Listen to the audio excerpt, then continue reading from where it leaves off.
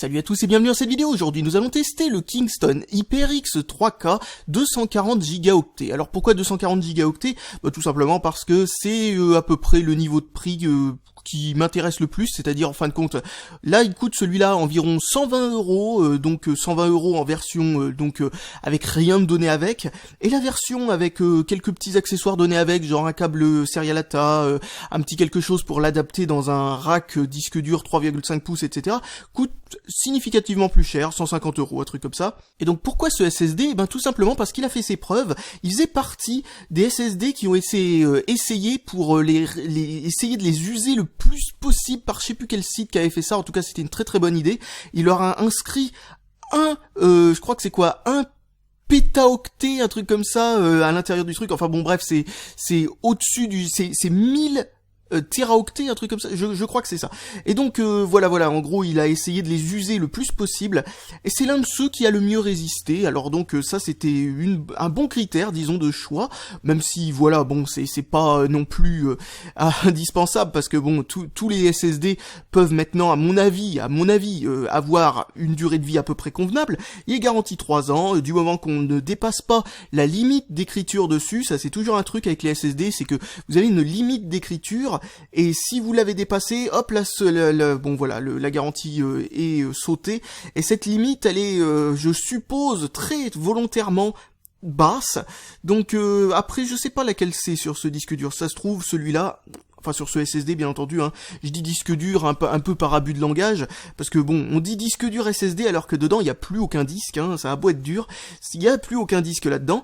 Alors c'est un SSD qui utilise un contrôleur SoundForce, et ça c'est bien pour plusieurs raisons. La première raison, c'est tout simplement parce que ce sont des contrôleurs SSD qui sont utilisés par pas mal de disques durs, donc ils ont été bien testés, le firmware devrait bien fonctionner là-dedans.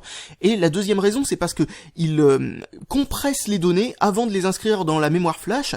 Alors ça a plusieurs avantages. Le premier avantage, c'est tout simplement que ça limite l'usure du SSD, parce que en gros, vous pouvez avoir un gros fichier, disons, de 4 Go, enfin de 4 gigaoctets si vous préférez que je le dise comme ça, enfin bref, de 4 Go, qui est pratiquement que du vide, c'est-à-dire en gros c'est par exemple une image ISO, par exemple, ça arrive souvent qu'une image ISO, vous avez en créant cette image ISO d'un CD, eh bien vous avez copié aussi la partie vide du CD. Donc disons que vous avez un CD de 4 Go tout simplement, eh bien vous l'avez copié, et l'intégralité du vide est venue avec, c'est-à-dire qu'en gros il y a à l'intérieur du DVD que, on va dire, à peu près 2 Go de réellement utilisé, le reste c'est complètement vide. Eh bien le problème c'est que si c'était un SSD classique, ça aurait réécrit ce vide et ça aurait usé les puces mémoire. Le contrôleur SoundForce, donc tous les contrôleurs SoundForce ont la particularité de compresser les données au moment de l'écrire, donc ça permet aussi de moins user la mémoire, comme je le disais, mais aussi d'obtenir de meilleures vitesses d'écriture et de vitesses de lecture. Alors pourquoi ça permet des meilleures vitesses de lecture et des meilleures vitesses d'écriture? Eh bien tout simplement parce que si vous avez un fichier de 4 Go que vous voulez écrire là-dessus et qui est compressible, eh bien, ou compressable, je sais pas trop comment on dit ça, bon bref, qu'on peut réduire à 2 Go, eh bien en fait c'est comme si vous avez écrit que 2 Go à l'intérieur de la mémoire.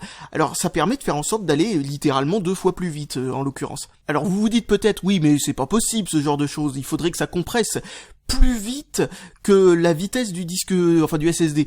Et ben oui, c'est le cas, c'est tout simplement très simple. Il y a pas mal de formats de compression, notamment le format LZ4, que l'on peut faire compresser des fichiers à une vitesse phénoménale. Certes, ça compresse pas beaucoup, c'est pas comme les fichiers 7-zip, ce genre de choses, où ça compresse énormément, mais ça compresse suffisamment pour, comme je le disais, quand il y a des fichiers qui contiennent beaucoup de vide, ou des fichiers extrêmement faciles à compresser, comme des binaires, ou des fichiers texte, ce genre de fichiers se compressent extrêmement facilement, et dans un système d'exploitation ou dans un programme, c'est fou le nombre de binaires qu'il peut y avoir, c'est normal, c'est un programme, mais aussi le nombre de fichiers texte de configuration qu'il peut y avoir.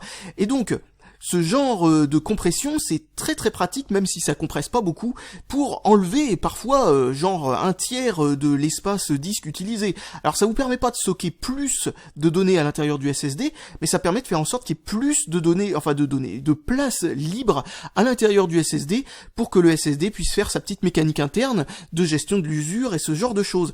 Donc c'est vraiment tout bénef de compresser tout ça, et les autres contrôleurs, c'est-à-dire les contrôleurs SSD de chez Marvell notamment, ou de chez J-Micron ou d'autres marques, ont tendance à ne pas avoir ce genre de capacité. Alors c'est bien beau tout ça, c'est vrai que ça augmente les vitesses de lecture et d'écriture dans certaines circonstances, ça ne les ralentit pas quand ce n'est pas compressible bien entendu, mais est-ce que ça n'aurait pas quelques désavantages, quelques inconvénients quelque part? Eh bien oui, ça en a un, c'est tout simplement que vu que le SSD doit se poser la question si les données qui sont inscrites sont compressibles ou pas, eh bien tout simplement il a besoin d'un petit moment, une petite fraction de seconde pour faire la décision. Et là où la plupart des SSD peuvent aller en dessous de 0,1 millisecondes, et même parfois bien en dessous, a priori ce genre de SSD utilisant un contrôleur SandForce a tendance à avoir des temps de latence un tout petit peu plus élevés que les autres. Alors bon, est-ce que c'est dramatique? Pas vraiment, parce que bon, quand on atteint des vitesses qui sont en dessous d'une milliseconde, c'est quand même largement supérieur à ce que vous pouvez avoir sur... Enfin voilà, ce que vous pouvez avoir avec un disque dur à plateau, bien entendu, ce genre de choses. Et surtout, un autre truc, c'est que là où les latences sont les plus importantes sur... où je veux dire, où elles ont le plus d'importance en matière de performance, c'est quand vous ouvrez un programme, quand vous démarrez le système, ce genre de choses. Et étant donné que la compression des données, comme je vous l'ai dit, permet de compresser très bien les binaires notamment, eh bien cette latence supplémentaire est compensée par la vitesse d'écriture et la vitesse de lecture qui eux-mêmes sont augmentés. Alors du coup, ça a tendance à s'équilibrer, ce genre de choses, mais si ce sont des données non compressibles, eh bien il y a ce petit inconvénient des contrôleurs SandForce, et c'est pour ça qu'on les voit rarement sur les disques durs, enfin les SSD qu'on pourrait qualifier de compétition en fait. Donc voilà, maintenant que j'ai fait le tour de la présentation de ce disque dur, tout simplement, enfin de ce SSD, je vais pas arrêter de dire disque dur. Bon, c'est un abus de langage que beaucoup de gens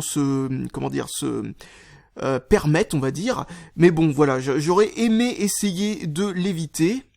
Alors comme vous l'avez vu, il y a une petite notice, il y a un petit autocollant pour se la péter ici, bon voilà, hein, pas très utile, et ça donc c'est le pack un peu plus complet on va dire qui est donné avec ce SSD, celui qui coûte un peu plus cher.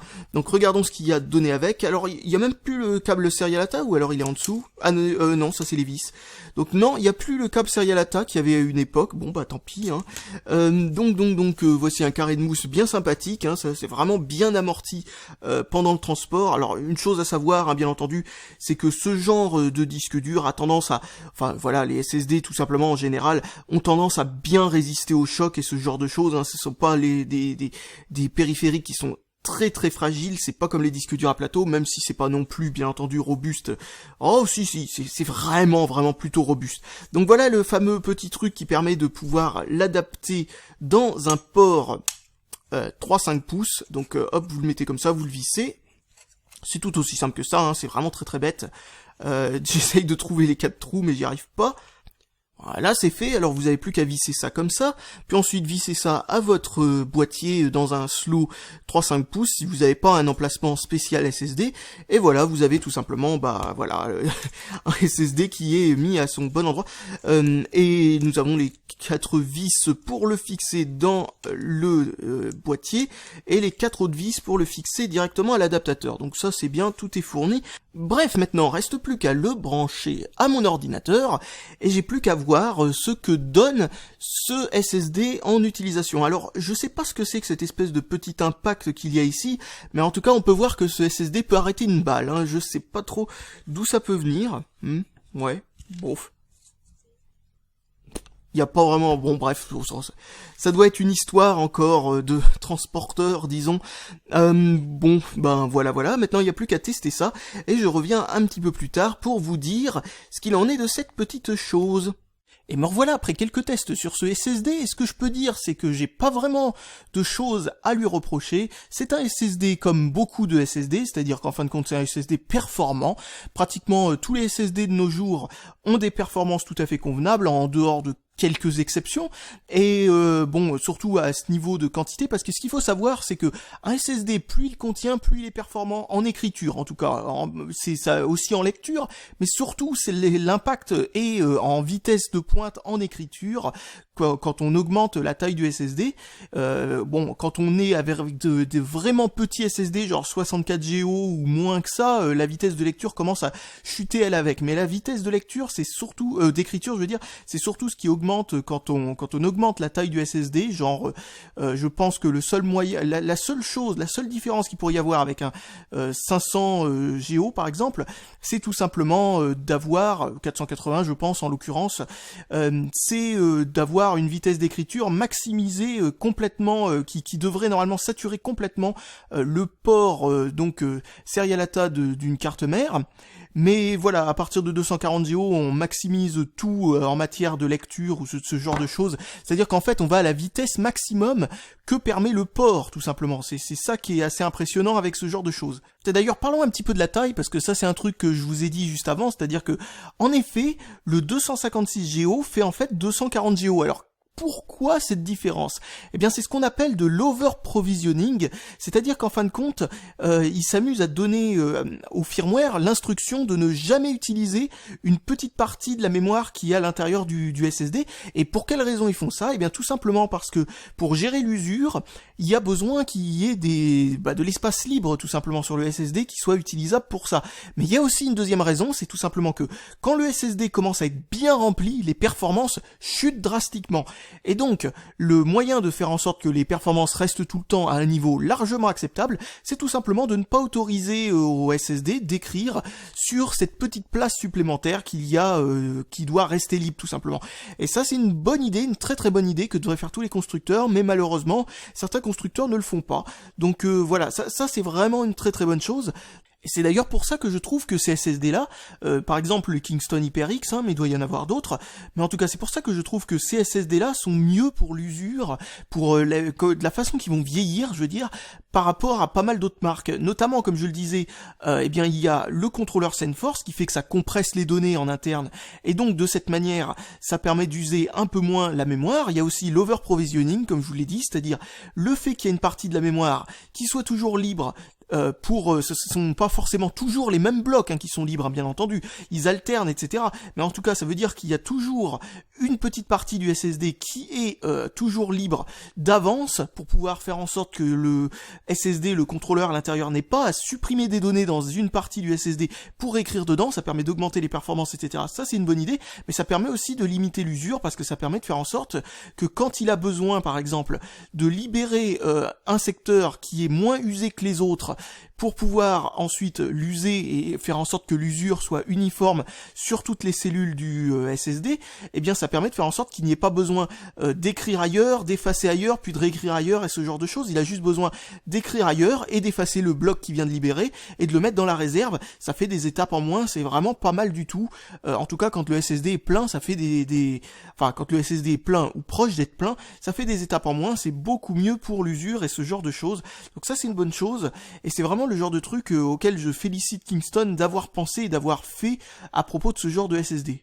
Ensuite, un dernier truc sympathique que l'on peut voir, c'est que ils ont dit qu'il était plus résistant que la moyenne aux vibrations et aux chocs, et bon, ça peut se comprendre parce que vous voyez que déjà il est en métal, tout le dessous est en métal et une grande partie du dessus est en métal, mais c'est pas surtout là où ça a été bien foutu, c'est que en fin de compte il fait la même épaisseur qu'un disque dur à plateau, alors que d'habitude il s'amuse à les rendre un peu moins épais. Alors déjà c'est plus pratique pour les assembler dans les ordinateurs portables. La plupart des ordinateurs portables ont besoin d'une sorte de réhausseur pas très esthétique qu'on doit rajouter par-dessus, sinon le SSD bouge à l'intérieur de l'ordinateur.